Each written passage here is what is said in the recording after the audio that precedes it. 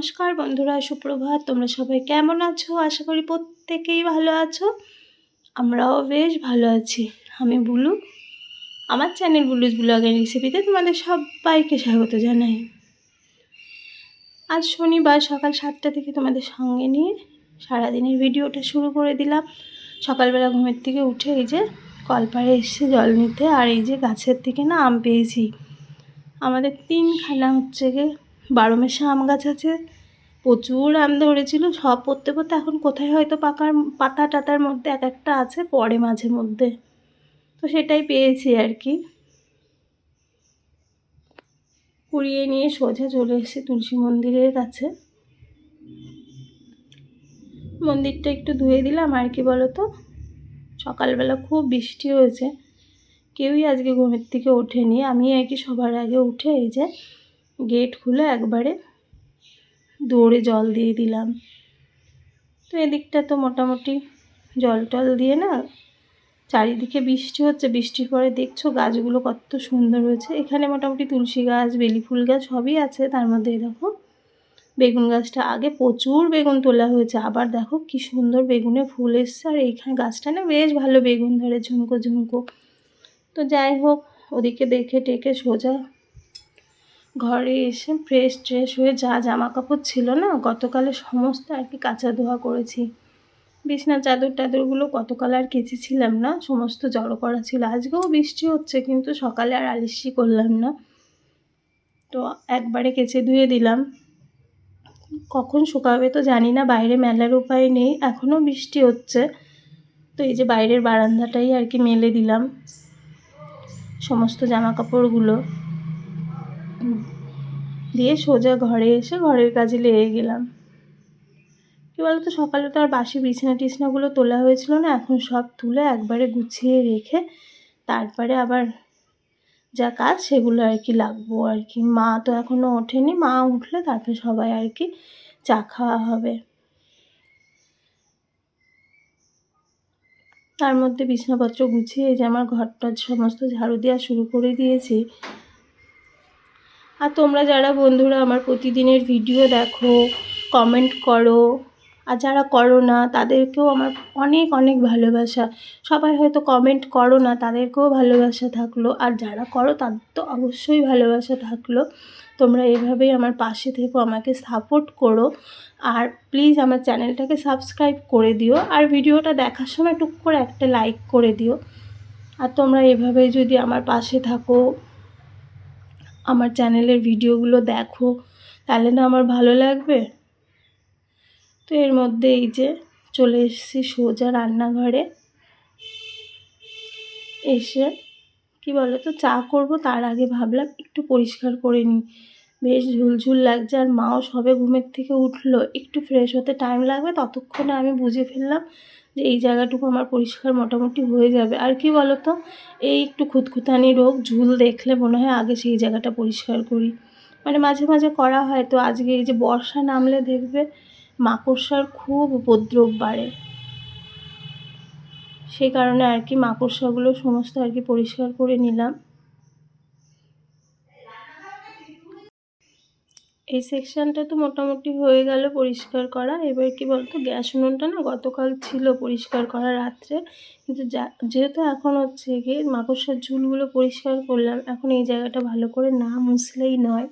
এখন আবার সমস্ত সরিয়ে নড়িয়ে মুছবো, তারপরে চা বসাবো।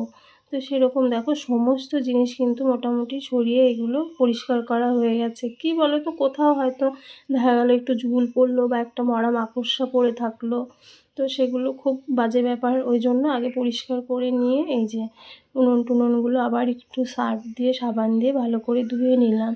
আর এই ঝুল ঝাড়ুটা এখানে রান্নার সেকশানে দেখবে ঝুল ঝাড়লেই একটু তেল চিটচিটে মনে হয়, সেটাকে আবার খুব ভালো করে এই যে হ্যান্ড ওয়াশ দিয়ে তেলটা ঝাড়িয়ে পরিষ্কার করে রেখে দিলাম। কি বলো তো, সব জায়গায় মোটামুটি ঝুল ঝাড়া হয়, আর জিনিস নোংরা করে রাখলে তো হবে না। ওই জন্য একবারে পরিষ্কার করে এই যে নিজেও একটু হাতে হ্যান্ড ওয়াশ দিয়ে একবারে বেসিন টেসিনগুলো ধুয়ে পরিষ্কার করে রেখে নিলাম। দিয়ে এই যে মা কিন্তু এখন একদম বাইরে বসে আছে, চা খাবে, আমিও খাবো। তো আমার আর মায়ের চা করে নিলাম। তো দুজনে এখন আবার একটু বসে চাটা খেয়ে তারপরে আবার বাদবাকি যা কাজ সেটা করি। আর এই যে সোনামা কিন্তু পড়ে এসছে, এসে ও না ম্যাগিটা বানিয়ে নিচ্ছে। আমি বলছি আমি করে দিই, ও বললো না আমি করতে পারবো আর কি। তারপরে কি বলো তো, আজকে না রান্না বান্নার খুব একটা চাপ নেই। তা মা মেয়ে বসে বেশ খানিকক্ষণ আড্ডা দিলাম। আর সোনাও স্কুলে যাবে না, বাইরে বৃষ্টি হচ্ছে। আমিও বললাম আর যেতে হবে না বৃষ্টির মধ্যে। এদিন না স্কুল থেকে আসার সময় এত মানে কি খামখেয়ালিপানা, ছাতা মেলেনি, পুরো ভিজতে ভিজতে বাড়ি এসছে। হ্যাঁ, সেই গল্প টল্প সেরে বেশ খানিকটা টাইম চলে গেল। এখন এসে এই যে আগে কি বলো তো, সকালে ধোয়া বাসনগুলো আগে সব গুছিয়ে নিলাম। সমস্ত বাসনপত্রগুলো গুছিয়ে নিয়ে তারপরে আবার মোছামুছিগুলোও সেরে নেব টুকটাক। এদিকে স্ল্যাব ট্ল্যাবগুলো মুছে তারপরে যা কাজ আর কি সেটা শুরু করব।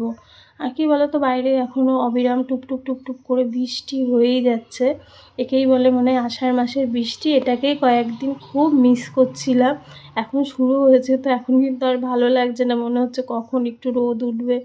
যাই হোক, কেননা পুরো 4-5 দিন ধরে টানা হয়েই যাচ্ছে, বাইরেটা পুরো কাদা কাদা হয়ে গেছে। যাই হোক, এই যে সমস্ত স্ল্যাব ট্ল্যাবগুলো কিন্তু মুছে নিলাম। আর কি বলো তো, বৃষ্টির সময় খিচুড়ি করব আজকে দুপুরবেলা। আর আজ শনিবার, নিরামিষ খাই আমরা এমনি। আজকে আর ডাল ভাত করব না, মাও বললো খিচুড়ি কর। আর সোনা টোনা আমরা সবাই বেশ ভালো খাই খিচুড়ি, তো ওর জন্য খিচুড়ি করা হবে। আর এই যে খিচুড়ির যা প্রিপারেশন সমস্তটা গুছিয়ে রাখছে। কি বলো তো, সোনার বাবা আসবে দুপুরের দিকে, তখন আর কি বসিয়ে দেব আর কি, প্রেশার কুকারে করব তো। আর দেখো খিচুড়ির সঙ্গে কিন্তু বেগুনি হবে।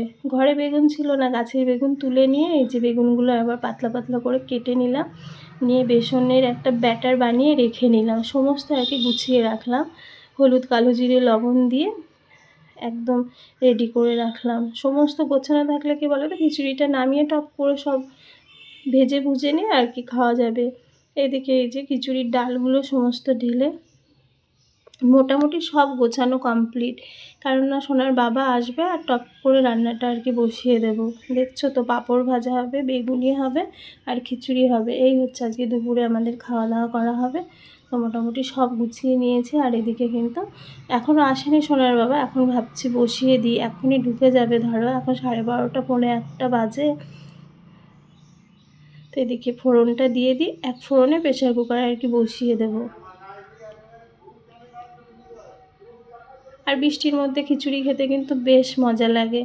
বাইরে কিন্তু এখনও ঝুমঝুম করে বৃষ্টি হয়েই যাচ্ছে অবিরাম।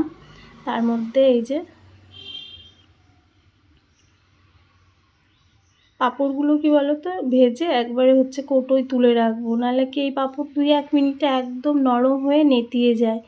তো সমস্ত পাঁপড়গুলো ভেজে এই যে প্লাস্টিকের একটা বড় কৌটার মধ্যে সব আর কি মুখ আটকে রেখে দেবো। তো মোটামুটি এই যে খিচুড়ি হয়ে গেছে, বেগুন ভাজাও হয়ে গেল। তো আজকের ভিডিওটা আর বাড়াবো না বন্ধুরা, খুব তাড়াতাড়ি নতুন ভিডিও নিয়ে তোমাদের সঙ্গে দেখা করছি। তোমরা এভাবে পাশে থেকো, দেখো, কমেন্ট করো।